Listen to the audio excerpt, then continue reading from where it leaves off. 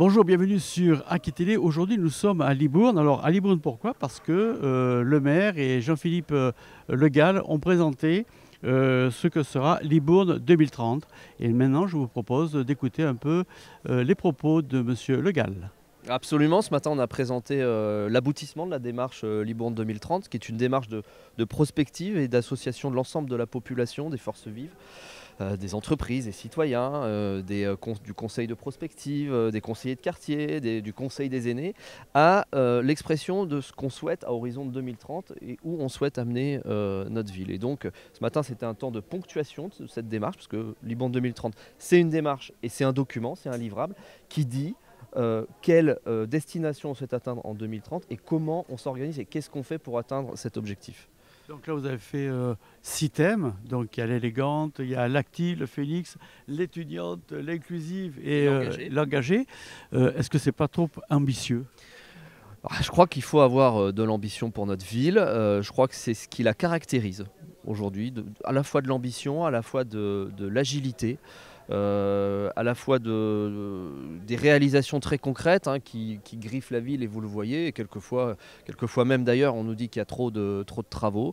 Ce territoire en a besoin. Notre responsabilité d'élus, c'est d'être performant, et donc non, c'est pas trop ambitieux, c'est ambitieux incontestablement. Quand vous lirez le document, vous verrez qu'il y a beaucoup d'actions, mais il y a beaucoup d'actions qui sont engagées d'ores et déjà, qui seront terminées. Il y a beaucoup d'actions qui vont être engagées, notamment par cette équipe municipale.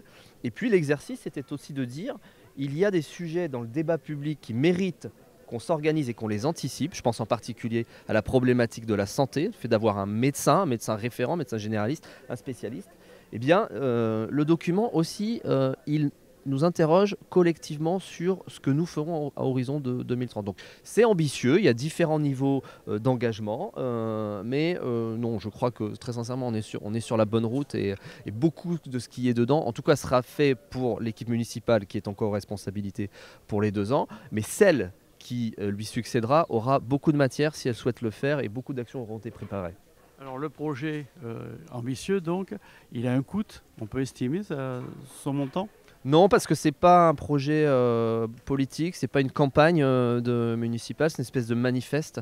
Donc il se traduit pas en termes de coûts, mais grosso modo c'est la poursuite des investissements qui sont réalisés aujourd'hui à la ville de Libourne. Pour la ville, c'est 10 millions d'euros par an d'investissement. Ce qui est calibré dans ce document, c'est la capacité d'investissement, et de la ville d'ailleurs, et de la Cali.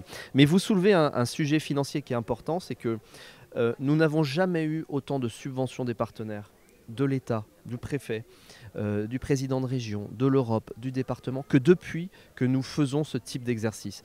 Pourquoi? Parce qu'aujourd'hui, il ne suffit pas de connaître le président de la République pour avoir de l'argent, il faut avoir un projet, et un bon projet. Et c'est ça qui exprime ce document, c'est une mise en cohérence des politiques publiques. Et donc le budget, il est à peu près calibré pour absorber ce qui est écrit là-dedans, mais surtout, il nous permet d'obtenir beaucoup de subventions. Alors c'est la continuité 2025-2030, c'est ça, toujours des projets pour embellir cette ville de Libourne qu'on voit à changer. C'est la suite, c'est une mise à jour, et puis avec les yeux d'aujourd'hui, parce que quand on a écrit Libourne 2025, c'était en 2015, avec les yeux de 2015, la société elle change, le monde il évolue, on voit, voilà, il y a d'autres problématiques, on parlait moins de résilience et d'adaptation au changement climatique, assez nécessaire, et c'est le cas, de préservation de la ressource en eau, c'était pas un débat en 2015, ou pas vraiment, la préservation de la ressource en eau, c'était pareil pour les médecins, c'est une suite, mais qui pose dans le débat, et qui, avec des actions, qui pose les nouveaux enjeux qui s'imposent à nous en tant qu'élus, puis à nous collectivement en tant que société locale. Alors, on avait aussi un projet sur la tour, c'est un sujet important aussi, la tour du Grand Port. Oui, on n'a pas le projet aujourd'hui, mais à l'image de ce que vous voyez derrière avec cette église qui est rénovée, il faut l'entretenir d'une part, et puis il faut lui trouver un destin. Eh bien, on le pose dans le débat.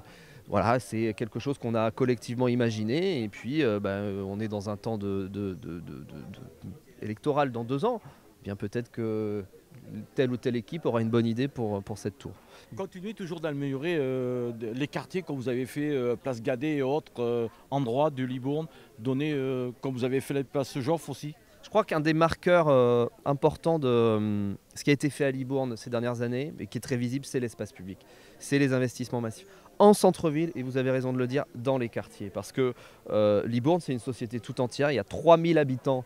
Il y a 3000 habitants qui vivent en centre-ville, ça veut donc dire qu'il y en a 22 000 qui vivent dans les quartiers. Oui, donc on va poursuivre ce travail-là avec une logique de mettre en valeur les places et les endroits qui fédèrent, avec une logique d'apporter de la qualité, de l'esthétisme, et puis une logique de renaturation, voilà, de désimperméabilisation, et une logique aussi de connecter les aménagements avec des logiques d'itinérance. Je pense en particulier aux piétons, mais surtout aux vélos.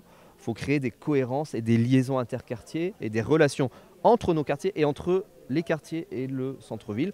Par exemple, la liaison vers les Daguets, entre la fontaine Roudère et les Daguets sera réalisée dans quelques mois et années. Voilà, ça incarne cette philosophie-là. Vous avez dit 25 000 habitants, 30 000 habitants dans le futur. À peu près, c'est ce que vous calculez à peu près pour le renouveau de Libourne? Libourne ne sera jamais Bordeaux et dans la même dynamique de Bordeaux parce que c'est 25 000 habitants à peu près. Et en vérité, elle est assez protégée de l'urbanisation parce que nous sommes entourés d'eau et de vignes, et plutôt des vignes qu'on n'arrache pas. Et puis, dans ce qu'ont exprimé les habitants, c'est aussi de demeurer une ville à taille humaine. Et donc, est-ce qu'on sera 30 000 dans 10 ans? J'en sais rien. On grandit petit à petit. Je crois qu'il faut toujours un peu grandir, un peu progresser, mais on ne sera jamais une ville où vous allez voir des quartiers poussés comme des champignons. Donc voilà, on restera toujours dans cette strate de ville et c'est, je crois, notre identité profonde et intime. Et c'est ce qui fait notre qualité de vie, je crois. Alors on va parler un petit peu des OG parce que c'est vrai que c'est terminé. La sécurité civile arrive. C'est un plus pour Libourne et pour le Libournais qui va être connu dans le monde entier. Alors c'est terminé, pas totalement, ça commence, et tant mieux. Effectivement, l'unité de la sécurité civile commence à se déployer, le parking a été fermé. Les premiers militaires travaillent d'ores et déjà ici pour faire atterrir l'ensemble de l'unité, c'est 565 militaires. On en aura 160 à la fin 120 fin août et 160 le 4 décembre pour la Sainte-Barbe. Et donc oui, ça c'est une identité recouvrée, une identité militaire qui était... on en parle peu, mais Libourne, c'était une ville de caserne et de garnison. Et donc, on a cette chance, on s'est beaucoup battu, le maire s'est beaucoup battu pour ça, de voir arriver ces sapeurs-sauveteurs. Et donc, effectivement, vous allez voir très vite des képis se balader non seulement dans les casernes, mais aussi en ville. Et puis les jeunes, ça c'est important, les jeunes étudiants. C'est le but de la Libourne, le renouveau. Moi, je dis souvent qu'une société qui ne respecte pas ses aînés n'est pas une société qui se respecte. Donc on a prévu, on fait déjà beaucoup de choses, mais la question du logement notamment, et de la rupture de la lutte contre l'isolement. Mais les jeunes, c'est notre avenir, c'est les sourires, c'est ce qui ambiance notre ville matin, midi et soir. C'est voilà, vous avez vu la flamme olympique sur les quais jeudi matin, c'était formidable avec ces jeunes un peu partout en ville. On s'occupe d'eux, à ceux qui sont déjà là, et puis on souhaite développer aussi les formations post-bac. Bac plus 2, 4, 5. Voilà, il y a le campus des métiers de la santé qui se développe, l'école d'infirmiers et d'infirmières, d'aides-soignantes. Et puis il y a le campus du Lac au Chariot de la Chambre de commerce et d'industrie qui est en train de se finaliser avec 200 nouveaux étudiants. Donc on a un enjeu là-dessus, on en a des étudiants, ils viennent de plus en plus. Et puis on va leur produire des logements parce qu'il faut pouvoir les loger, ces jeunes, qui ne sont pas tous riches, loin s'en faut. Et donc on va les loger dans des résidences avec des loyers modérés. Donc ce travail-là, oui, c'est une identité de Libourne, on souhaite la travailler parce que c'est l'avenir. Alors pour les Libournais, ils peuvent trouver où ce petit livre que vous avez édité là?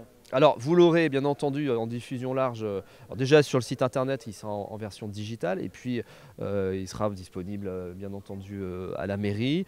On a organisé comme ce matin différents temps de concertation, on continuera cette logique un peu...